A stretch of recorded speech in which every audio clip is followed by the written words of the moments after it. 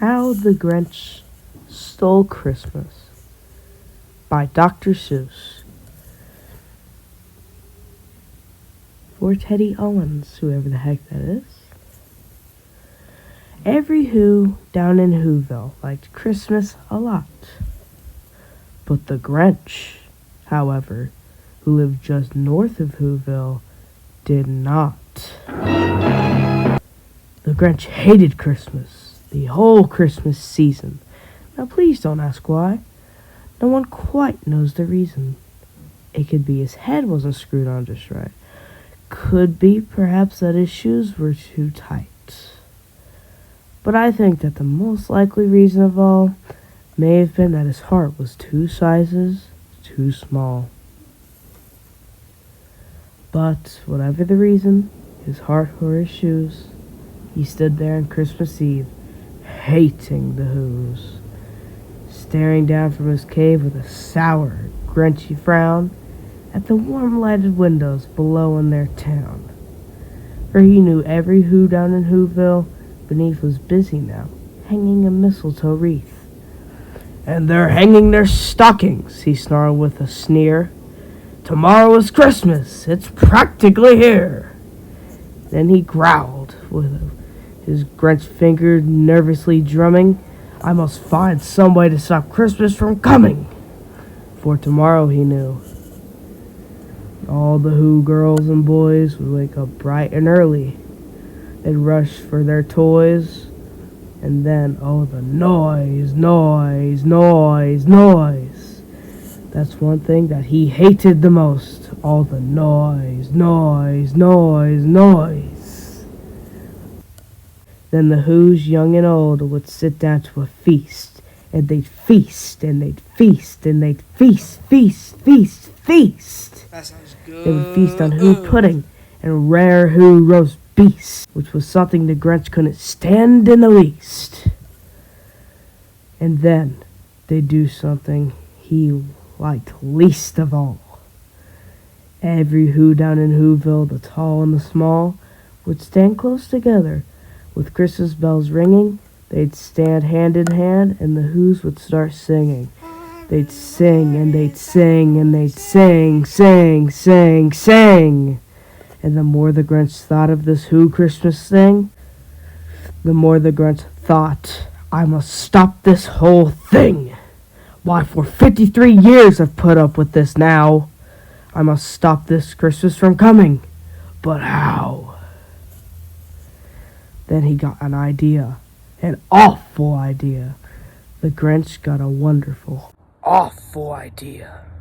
Bro, what is he doing? Look at that smile, bro. He up to something, bro. For real. He's really up to something.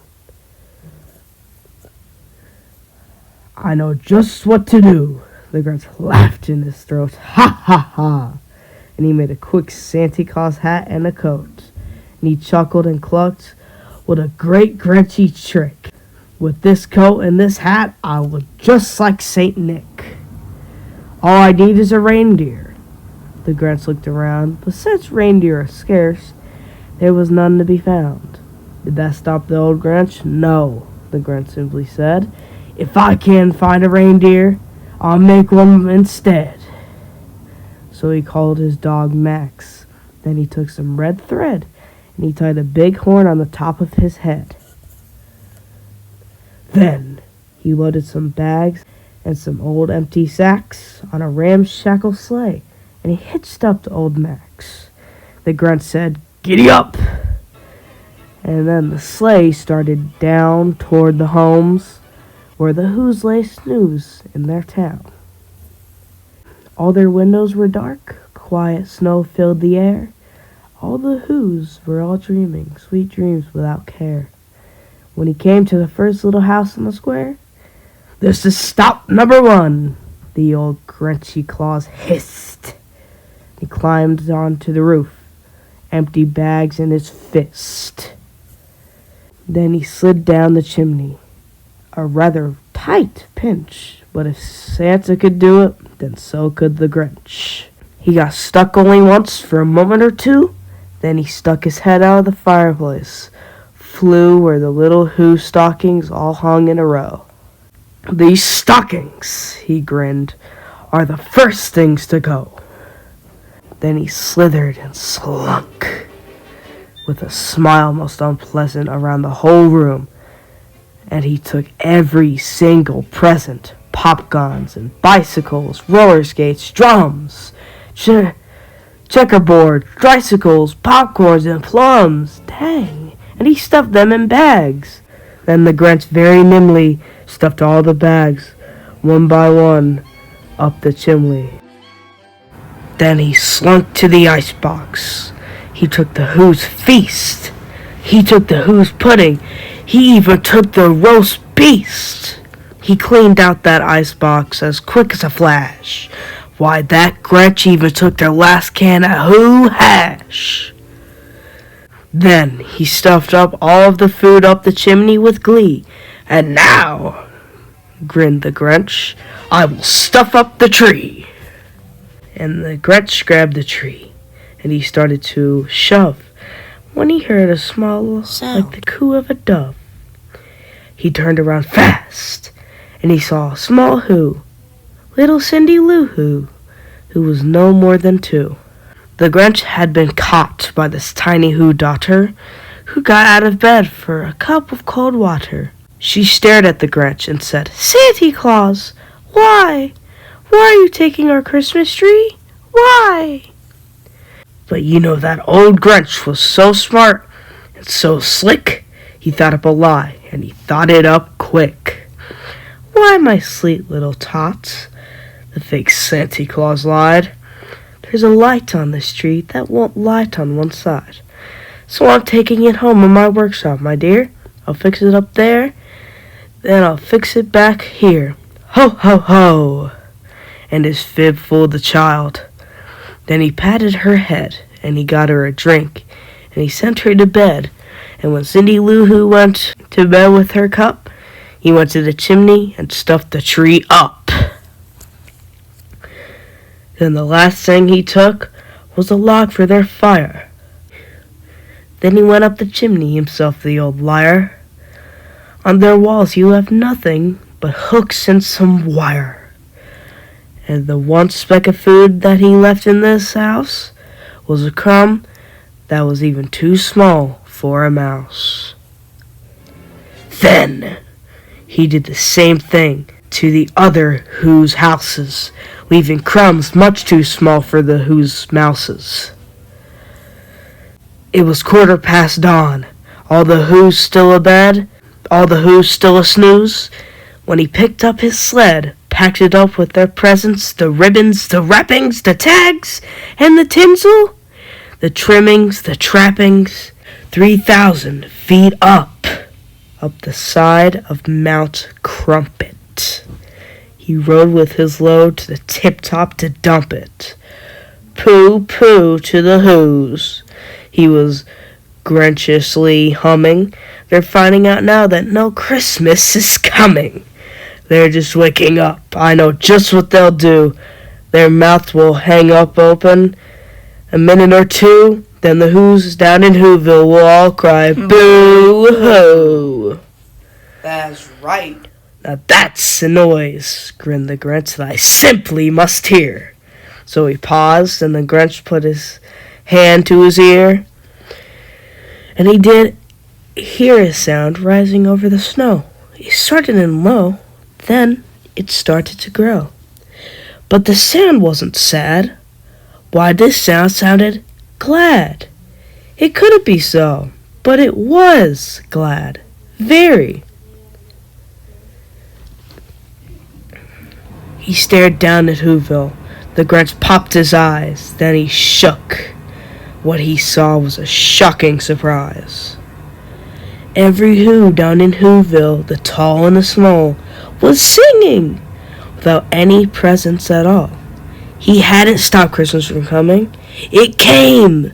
Somehow or other, it came just the same. And the Grinch, with his Grinch feet ice cold in the snow, stood puzzling and puzzling. How could it be so? It came without ribbons. It came without tags.